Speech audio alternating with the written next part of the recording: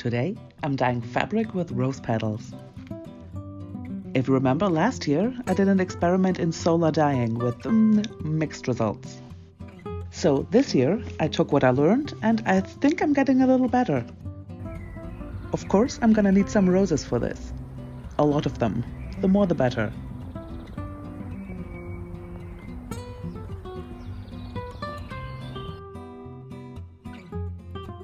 You'll need a big pot, something old that you don't mind getting stained.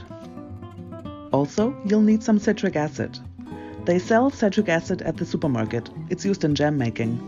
The acid makes the color more intense. And alum. Alum is a crystal that has been used in fabric dyeing since the Middle Ages. Gloves aren't the worst idea either, since it might get a bit messy.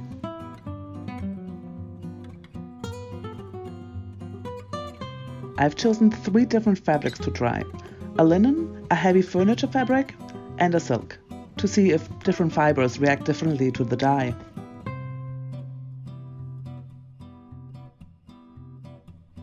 Let's start by removing the petals from the stems. I'm trying to achieve as intense a color as possible, so any useless parts get thrown out.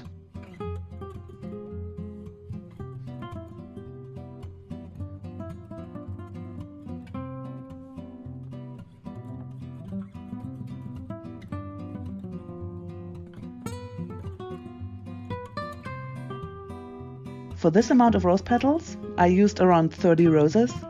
I'm using 1 liter of water.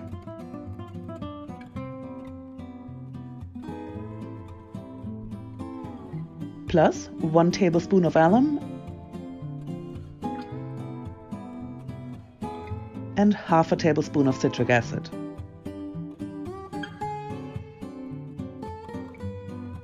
Bring to a rolling boil and cook the rose petal soup for half an hour, or until you notice the water has taken on color.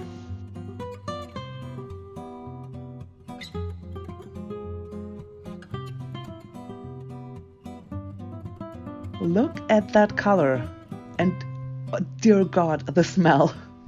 The whole house smells of roses. I'm in heaven.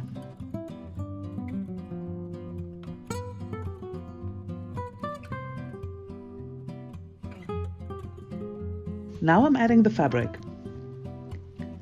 Since I'm using natural fibers that don't particularly enjoy being boiled, I'm submerging the fabric in the still hot dye pot, but I'm not putting it back on the hob. Let's give them a good hour or so to take on color.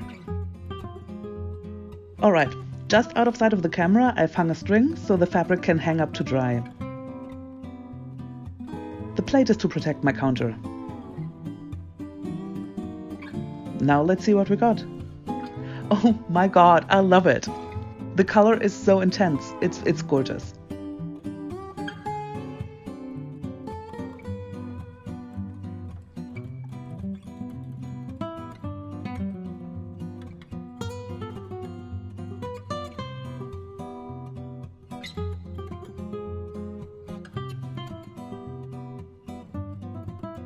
Thank you so much for watching this video, and have fun dyeing fabric with rose petals.